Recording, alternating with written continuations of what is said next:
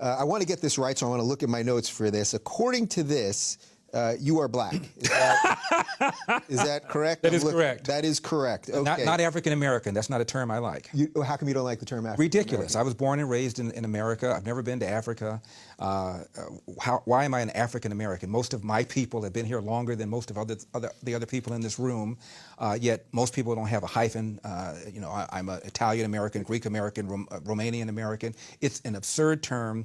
It's a term that Jesse Jackson almost single-handedly crammed down the throats of our media. And after Jackson began to talk about why blacks should have some connection to Africa, all of a sudden, New York Times, LA Times, all of the media began using that expression. It's ridiculous. Yeah. So the guys that use these phrases, what are they going for there?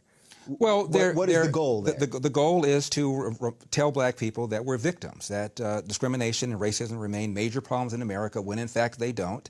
And they want black people to vote for the Democratic Party. The Democratic Party gets 95% of the black vote, and the reason they get it is because blacks are convinced that the #1 issue facing the country right now is social justice, racist white cops, discrimination, systemic racism, microaggression, whatever new word they come up with, and it's a bunch of nonsense. The #1 problem domestically facing this country is a breakdown of the family. A black kid, or a kid, not just a black kid, a kid raised without a dad is 5 times more likely to be poor and commit crimes, 9 times more likely to drop out of school, and 20 times more likely to end up in jail. So you're far more likely to end up in jail without having a dad than you are because of a white racist cop. Right. So, but you wouldn't not acknowledge that there are some systemic issues. Give me an example.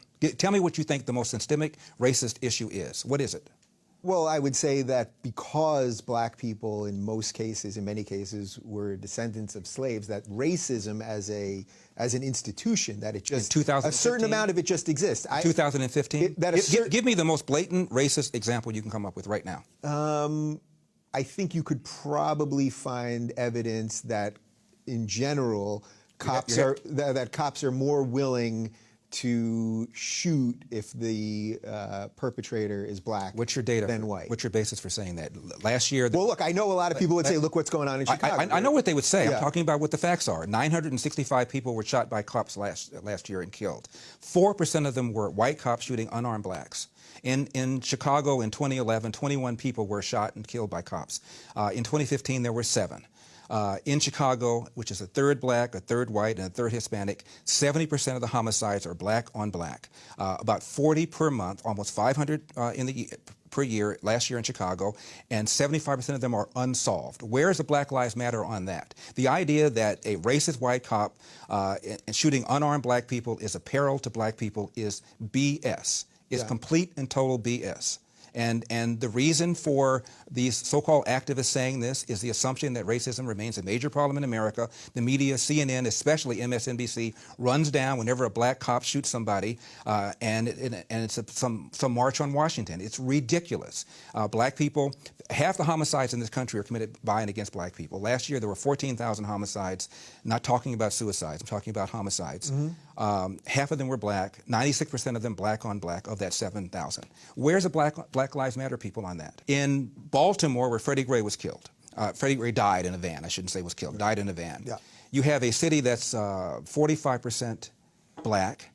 City council is 100% Democrat. The majority of city council is black. The top cop at the time was black. The #2 cop was black. The majority of the command staff is black. The mayor is black. The AG is black. And yet here we are talking about racism. I mean, it's absurd.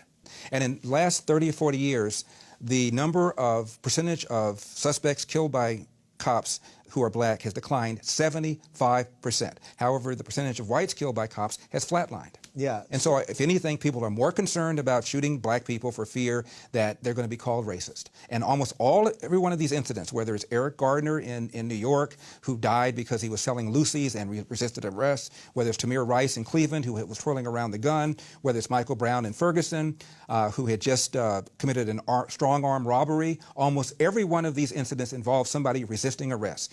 Why don't you just do what the police tell you? My dad said, when I get pulled over, have my hand at 10 o'clock, have my hand at 2 o'clock, say yes, sir, say no, sir, make sure my paperwork is in order, and if I feel the cop is mistreating me, get a badge number and deal with it later on. If Jesse Jackson and Al Sharpton and Obama and the whole group of them told black people to do that, we'd have a lot fewer of these things to deal with in the first place. Yeah. The biggest burden that black people have, in my opinion, again, is the percentage of blacks, 75% of them, that are raised without fathers. And that has every other social negative consequence connected to it. Crime, not being able to compete economically in the country, being more likely to be arrested, that's the #1 problem facing the black community. And when I hear people tell me about systemic racism or unconscious racism, I always say, give me an example, and almost nobody can do it. So the family stuff, so I'll follow your logic there on the family stuff.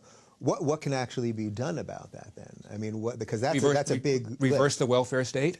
In 1890, 1900, you look at census reports, a black kid, believe it or not, was slightly more likely to be born to a nuclear intact family than a white kid. Even during slavery, a black kid was more likely to be born under a roof with his biological mother and biological father than today. What's happened is we launched this so-called war on poverty in the 60s. Where literally Lyndon Johnson sent people knocking on doors. I lived in the 60s, and people knocked on doors apprising women of their availability to welfare, provided there was no man in the house. And we went from 25% of blacks being born outside of wedlock in 65 to 75% right now. And you look at how much money that we spent on welfare, and the lines are parallel. It was a neutron bomb dropped on this country, not just on the black community, but on people in general. At one time, only about 5% of whites were born outside of wedlock. Now, 25% of whites are born outside of wedlock. It is the #1 problem in this country, and what we've done, in my opinion, is we've economically incentivized women to marry the government, and we've allowed men to abandon their financial and moral responsibility. And now we have this. So do you And the left has done this. They don't want to deal with these issues. Why? Let's have a conversation. If I'm wrong, tell me I'm wrong. Tell me how I'm wrong. Give me your data. Give me your facts. Tell me what you got. Yeah. And I could quote the Brookings Institution, which is a liberal think tank, and the Heritage Foundation, which is a conservative think tank, and they'll both tell you that there's a relationship between crime and bad schools and going to prison and not having a dad. So this is not just a liberal kind of thing or a conservative kind of thing. It's a real world kind of thing, and they don't want to have that conversation. How do you wrestle away a little bit of the narrative from the Black Lives Matter folks? Because obviously I tell the truth. You care about the same thing. Of course, right? I do. I tell the truth. I talk about the #1 cause of preventable death for young white men is car accidents. The #1 cause of preventable death for young black men is homicide committed by other young black men. I tell the truth. I give the facts, and the facts are racist. Yeah, so the facts are racist. Facts are racist. Right. Hashtag facts are racist.